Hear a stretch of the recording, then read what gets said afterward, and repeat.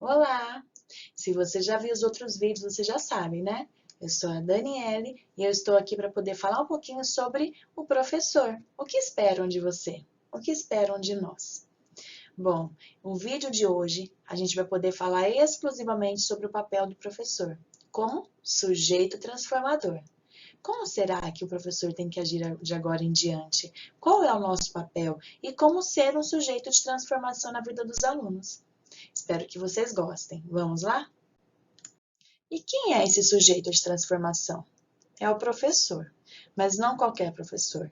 É o professor apaixonado, é aquele professor que se dedica, que se esforça, que não desiste, que muitas vezes acha que nunca mais vai pisar numa sala de aula de tão cansado que está, mas no dia seguinte volta para lá cheio de novas ideias, cheio de perspectivas novas para os seus alunos. É o professor que leva muito trabalho para casa, que trabalha de final de semana, que trabalha à noite, que trabalha nas férias. É professor que busca capacitação. Eu estou vendo tantos professores aí nas férias fazendo cursos de contação de histórias, fazendo cursos de metodologias novas, fazendo cursos de formação para poder conhecer melhor a BNCC. O professor não para de estudar. Se tem uma profissão que vai estudar para o resto da vida, é professor. Primeiro, porque a gente sempre tem que se atualizar. Surgem novos métodos, surgem novas técnicas, surgem novos materiais, os livros estão sempre sendo atualizados.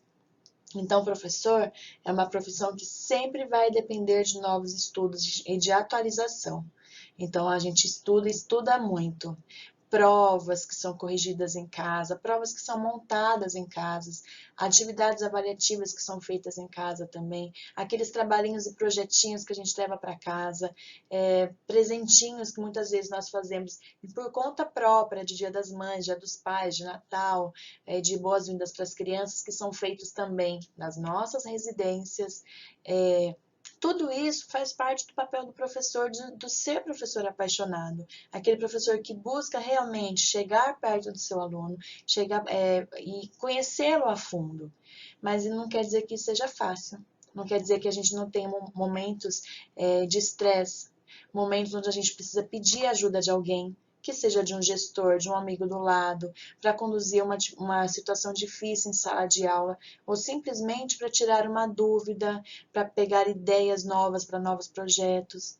Então, o professor, ele sempre tem que ser alguém comunicativo, que compartilha suas ideias, que compartilha suas experiências, porque a gente aprende isso, com troca. E isso a gente deve ensinar para os nossos alunos também. Então, esse é o sujeito da transformação. É o professor que não desiste. É o professor que ama o que faz e que principalmente sabe do seu papel fundamental na sociedade. E esse mesmo professor, que é o sujeito da transformação, é o professor que avalia. E ele não só avalia, ele também se importa. Ele se importa com o aluno que sempre tira notas altas, aquele que é o melhor aluno da sala em conteúdo, mas que tem muita dificuldade social. Aquele aluno que se destaca pelas notas, mas que não consegue ter amigos, que não consegue ter uma convivência saudável com as outras crianças. Ele pode ser tanto o excluído, como é aquele que se exclui dos outros. Esse professor, ele se importa com esse aluno. Não somente elogia pelas notas, mas ele também se importa pelo fato de ser um aluno com dificuldades socioafetivas. Esse também é o professor que vai avaliar o seguinte: um aluno que tem muita dificuldade na aprendizagem, que lê, mas parece que não entende, não entra na cabeça dele aquilo que ele está lendo. Mas ele tem outra habilidade, que é com desenho. Então, eu me importo com esse aluno, eu tenho que avaliar esse aluno.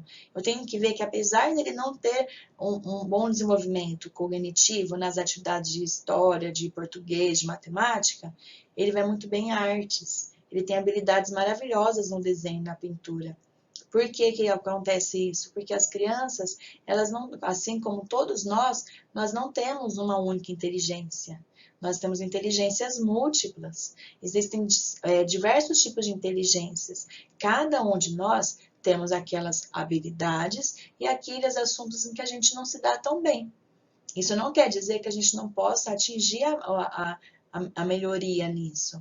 Isso não quer dizer que a gente não possa melhorar naquilo que a gente não vai tão bem. Mas isso quer dizer, principalmente, que a nossa dificuldade tem que ser respeitada.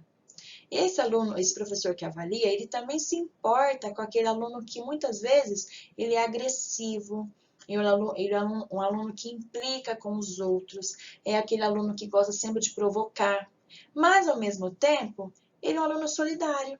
Ele é um aluno que lá, ó, quando tá quietinho, no recreio, longe de todo mundo, ele é legal com alguma outra criança, ele tenta ajudar alguma outra criança que precisa. Muitas vezes esse aluno ele é agressivo na frente de todo mundo porque ele quer chamar a atenção. Ele é um aluno que precisa chamar a atenção dos outros. Ele é um aluno que ele precisa mostrar e ser notado por algum motivo emocional que precisa ser pesquisado, investigado e trabalhado com ele. Então, o professor também se importa com esse aluno. Assim como ele também se importa com aquele aluno que está lá brincando e não consegue lidar bem com o fato de perder, aquele aluno que quando perde, ele acaba sendo agressivo, e aquele aluno que vai atingir outra criança, aquele aluno que vai brigar contra a criança, que muitas vezes é um aluno que ele é agressivo e acaba causando bullying nas outras crianças. Então, a gente tem que também avaliar isso e se importar com esse aluno. Mostrar para ele, ensinar para ele que é normal que a gente fracasse. É normal que a gente tenha esse tipo de situação na nossa vida. O que não é normal é a gente não saber lidar com isso, né? Então, o professor, ele, que é esse sujeito de transformação, ele avalia e ele se importa com esses alunos. O professor deve saber o que esperar de cada um, para assim avaliar o aluno. Ele deve saber o que esperar de cada criança. Isso não é de uma semana para outra. O professor precisa realmente, dentro de sala de aula, buscar conhecer o seu aluno. Que seja conversando, que seja deixando eles brincando sozinhos, que deixe as crianças fazendo atividades em grupo e ele só observando. Essa observação do professor é muito importante, porque ele vai avaliar esse aluno e ele vai observar como que ele reage com outras crianças, quem é o líder, quem é aquele que está sempre aceitando o que o outro manda, quem é aquele que nunca aceita a opinião do outro. Isso tudo é relevante e importante na aprendizagem. Então, o professor, a partir do momento que ele avalia esse aluno, ele deve saber o que esperar de cada um. Ele deve pensar na criança que tem uma timidez excessiva. Eu tive uma vez uma aluna que ela era uma brilhante, tinha as melhores notas da sala, mas ela era tão tímida que ela não conseguia se sentir confortável na sala de aula. Até mesmo quando eu fazia a chamada, que eu chamava o nome dela para ela falar presente, ela falava muito baixinho, a ponto de eu nem ouvir ela poder se situar como presente, por conta da timidez dela. E até onde isso é saudável para ela? Aí eu trabalhei com ela durante o ano inteiro para que a gente conseguisse diminuir essa timidez e ela conseguisse se sentir mais segura e confortável na sala de aula. Isso aconteceu, a gente conseguiu um avanço, porém um avanço que pode ter sido significativo, mas que precisa ser continuado, dar continuidade no próximo ano, porque isso realmente era uma coisa que eu percebia que atingia muito essa aluna. Outra coisa que a gente tem que avaliar também, a interpretação e leitura. Muitas vezes a criança não está indo bem na prova porque ela não consegue interpretar o enunciado, ela não consegue interpretar o texto. Por isso que é importante que desde pequenininho na educação infantil a gente leia história para as crianças, a gente faça perguntas da história, a gente trabalhe com as crianças a interpretação, o que eles entenderam da história. E a gente incite neles a reflexão e que eles consigam pensar cada vez melhor naquilo que eles estão ouvindo. Outra coisa que a gente tem que avaliar também é a ansiedade. Tantas crianças não vão bem nos testes, não porque elas não sabem, mas porque elas ficam extremamente ansiosas na hora da prova ou na hora da atividade avaliativa e acabam errando, porque não pararam para pensar, porque não refletiram, porque não tentaram lembrar do conteúdo. Pura ansiedade. Então, a gente também tem que avaliar esse aluno. Outra coisa, dificuldades no raciocínio matemático. Várias crianças que eu já tive como aluno tinham muitas facilidades nos conteúdos português, de literatura, de interpretação, mas iam muito mal em matemática. Então, não quer dizer que a criança que vá bem em português vá bem em matemática também. São questões de habilidades, como a gente conversou antes. Então, olha só, essas dificuldades no raciocínio matemático, elas precisam também ser trabalhadas, porque a matemática, ela faz parte do nosso dia a dia. A gente vive matemática, a gente respira matemática. Então, essas crianças que têm essas dificuldades também precisam ser avaliadas e precisam ser diagnosticadas essas dificuldades e procurar amenizá-las, procurar fazer com que essas dificuldades diminuam na vida deles. Outra coisa, criança com letra ilegível. Eu tive um professor de educação física que, numa conversa informal, ele comentou que muitas crianças tinham letras ilegíveis por conta do próprio desenvolvimento físico desde a sua infância. Algumas crianças que pularam a fase de engatinhar, ou algumas crianças que não tinham tão bom equilíbrio, diversos fatores da infância, do desenvolvimento motor da criança na infância, acabavam influenciando a sua fase da escrita. E principalmente em relação à letra ilegível. A questão da praxia fina, de como pegar corretamente no lápis, na caneta, de não conseguir pegar da maneira que a gente chama de funcional, né? Então, olha só, a letra ilegível também precisa ser avaliada, a gente também precisa trabalhar, também levar em consideração. Não é porque o aluno tira nota boa, que tem uma letra ilegível, que a gente vai desconsiderar. Também precisa ser avaliado e trabalhado com esse aluno. Outro aluno que precisa ser também pensado é aquele que não copia a lição do quadro. Tudo bem, ele não copia a lição do quadro, mas por quê? Vamos lá. Eu tive um aluno que ele não copiava a lição do quadro porque ele era autista. E que, como uma criança com autismo, ele não via nenhum significado, não via sentido em copiar a lição do quadro. E tudo bem, eu tinha que respeitar isso nele. Eu não podia forçá-lo a copiar a lição do quadro como as outras crianças copiavam, porque ele tinha essa particularidade, não havia sentido para ele. Então ele não copiava. Então como que eu fazia para ele poder registrar? Eu pedia que ele desenhasse, porque ele amava desenhar. Então ele desenhava. Na aula de história, após toda a minha explicação, enquanto as crianças copiavam alguma lição do quadro, ele desenhava para mim.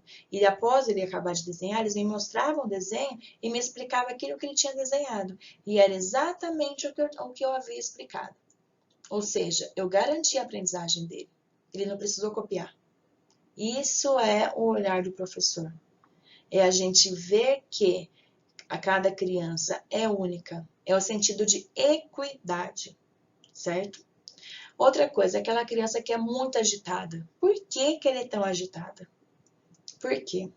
Por que ela não consegue ficar parada no lugar dela? Por que ela não consegue controlar a fala dela em sala de aula? Essa criança também precisa ser avaliada. A gente também precisa pensar nessa criança. E por último, eu coloquei aqui embaixo, está até a minha imagem em cima, mas dá para a gente ler, que é a fala errada. Aquela criança que fala errado, automaticamente escreve errado. Tem alguns casos que são exceções, mas a maioria das crianças que falam errado, escrevem errado. Então, essa criança também precisa ser avaliada, precisa ser encaminhada para uma fono, precisa ser pensado o porquê que ela fala errado. Um dos principais motivos que faz com que a criança fale errado é quando, durante a infância dela, no momento onde ela está adquirindo o vocabulário, é ensinado para ela errado. Aquela fala infantilizada, onde tudo vira em diminutivo, onde as palavras perdem o seu R no final, o verbo. Então, a criança se acostuma a falar dessa forma. E quando chega na fase da alfabetização, ela quer escrever exatamente do jeito que ela foi ensinada. E aí é um momento difícil para a gente poder corrigir, mas o professor consegue. Bom, e pensando que o professor pode recuperar as características perdidas e transformar todo o resto, que é o título desse slide, eu separei então na internet duas frases, né? Duas expressões de duas pessoas diferentes. Uma que é uma anônima e o outro que é mundialmente conhecido. A Márcia Cristina Viana Santos, ela participou de um concurso da revista Nova Escola e ela conseguiu definir, que era a proposta do concurso, o sentimento dela enquanto professora. Ela diz o seguinte: tenho orgulho de ser professora, porque porque na mesma medida que transformo, eu sou transformada. Gosto de motivar e assistir à transformação no conhecimento daqueles que estão em processo constante de formação. Meu orgulho vem sempre daqueles que me estimulam a caminhar para frente, os meus alunos. Interessantíssima esse comentário, essa frase, né? Esse texto que a Márcia Cristina escreveu. Porque é exatamente assim que a gente deve se sentir. A gente se transforma enquanto professor tentando transformar as crianças. Bom, se eu estou desenvolvendo com eles atividades que vão falar sobre reciclagem, sobre meio ambiente, eu vou me corrigir em relação a isso também. Eu vou fazer toda uma reciclagem na minha casa, eu vou separar material reciclável do lixo orgânico, eu vou priorizar realmente usar materiais que sejam menos poluentes, porque é isso que eu ensino para os meus alunos. Eu não vou jogar óleo dentro da pia, porque eu ensino para eles que o óleo pode ser reutilizado, ou mesmo descartado da maneira correta. Eu estou me transformando ao mesmo tempo que eu tento transformar os meus alunos. É uma mudança grande de hábito, e uma mudança grande de postura. Quando a gente tenta ensinar ao próximo, a gente aprende. E um outro texto é do nosso patrono da educação, Paulo Freire. Muitos e muitos países, muitos pesquisadores realmente consideram ele como um dos mais importantes pedagogos, um dos mais importantes, uma das figuras mais importantes voltadas para a educação no Brasil, por conta de toda a sua história, né? Paulo Freire era professor, Paulo Freire escreveu vários livros, ele era contra uma educação bancária, que era aquela educação onde o professor tinha todo o conhecimento, ele era detentor de todo o conhecimento e o aluno estava ali simplesmente para ouvir o que ele tinha para falar. Paulo Freire era contra isso. Paulo Freire acreditava que a gente precisa ensinar de acordo com o cotidiano. A gente precisa ensinar de acordo com aquilo que a criança, que o aluno já sabe.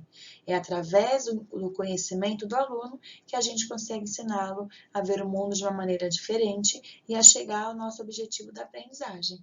Olha o que Paulo Freire diz. Ninguém começa a ser professor numa certa terça-feira às 4 horas da tarde.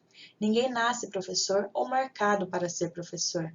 A gente se forma como educador permanentemente na prática e na reflexão sobre a prática. Então, é sempre pensando nisso. Eu tenho aula com os meus alunos, eu aplico para eles os meus conhecimentos, eu os ajudo, eu medio a eles, eu ajudo eles a obter o conhecimento, a atingir a aprendizagem, só que ao mesmo tempo eu estou aprendendo, me transformando com isso. Eu reflito sobre essa prática e após essa reflexão eu estou ainda aprendendo. É interessantíssimo. Foi com esse pensamento de Paulo Freire, foi com essa técnica, foi com esse método que ele criou, que ele liderou alguns professores, que alfabetizou 300 pessoas, 300 adultos em cerca de 40 horas. Como que ele fez isso? Que foi um marco, né, para a história da educação, da alfabetização no Brasil. Como ele fez isso? Ele partiu simplesmente do cotidiano dessas pessoas, daquilo que eles já conheciam. Se são pessoas que são lavradores, se são pessoas que trabalham na parte industrial, se são pedreiros, ele vai iniciar a aula dele, iniciar o trabalho dele com as palavras que são de interesse dessas pessoas e que fazem parte da vida deles. Ele não vai começar a ensinar algo que para eles não faz sentido nenhum. Então, é uma aprendizagem do significado, é uma aprendizagem significativa. É aquilo que a gente já conversou um pouquinho antes, tá bom? Então, esse foi Paulo Freire. Se você ficou um pouquinho curioso para conhecer um pouquinho mais sobre a história dele, dá um Google aí, procura um pouquinho sobre Paulo Freire, leia a Pedagogia da Autonomia, leia a Pedagogia do Oprimido, são livros fantásticos que vão mostrar para você realmente um pouquinho sobre quem foi Paulo Freire e quais foram suas contribuições para a educação no Brasil. E depois de falar tanto sobre o professor como sujeito da transformação, nós vamos parar por aqui, dar uma respirada, refletir um pouquinho sobre esse papel do professor, pensar um pouco se nós conseguimos ser um sujeito de transformação, se nós queremos ser um sujeito de transformação, se nós temos o nosso histórico enquanto aluno, professores que nos transformaram também, e vamos aguardar para o próximo vídeo. no próximo vídeo, eu quero dividir com vocês um pouquinho sobre a minha trajetória, sobre as minhas experiências enquanto professora, tá bem? Eu espero que vocês estejam gostando. Mais uma vez, dá um joinha aí se você achou esse vídeo bacana, se inscreve no nosso canal para você sempre se atualizar tudo aquilo que a gente for postando, porque vai ter mais coisas aí bem interessantes. E também, se você não gostou, se tem alguma crítica a fazer, alguma correção, fique à vontade, nós estamos aqui para aprender, tá bom? Espero vocês no próximo vídeo, até mais!